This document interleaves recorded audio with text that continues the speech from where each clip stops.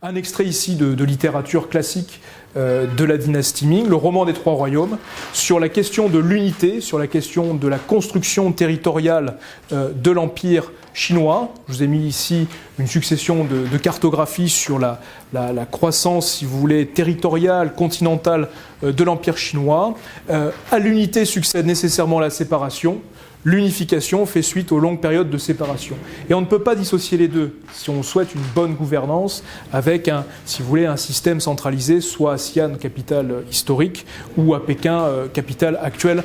de ce nouvel empire du milieu. Ici en rouge, quelques dynasties illustres. Simplement, moins 221, moins 206, c'est le début de l'histoire impériale chinoise au sens strict du terme, d'unification, empire Qing, rayonnant sur une large partie de la Chine actuelle intérieure, puis l'empire Tang, la dynastie des Tang, qui entretient des relations maritimes avec le Japon, la Corée, mais surtout, et on le voit de manière légère sur la carte, mais avec les routes de la soie, dont on parle tant aujourd'hui, à travers un certain nombre de considérations économiques, de connexions des populations, etc., en direction de l'Asie centrale, via, si vous voulez, les actuelles provinces arides, semi-arides, désertiques, du Gansu, du Xinjiang, des Ouïghours, dont on parle beaucoup ces derniers mois. Et enfin, dernière dynastie, enfin, ou avant-dernière dynastie de l'histoire chinoise, la dynastie Ming, là également connue pour avoir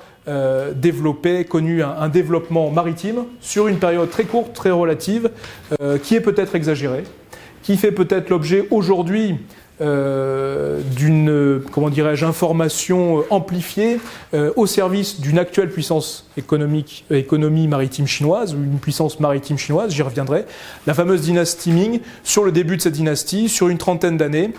sur commande de l'empereur Yongle,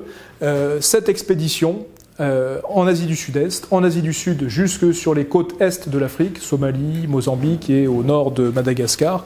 du fameux amir eunuque musulman, il cumule, l'amiral Zheng He, dont la cartographie que vous avez sous les yeux ici.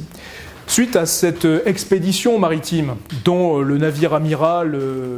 aurait été 12 à 15 fois plus important que les caravelles d'Europe occidentale, donc ça nécessite quand même un savoir-faire en termes de technologie navale, ça nécessite un savoir-faire en termes de cartographie, de navigation, etc., etc., et qui aurait disparu aussi rapidement qu'il est apparu après 1433,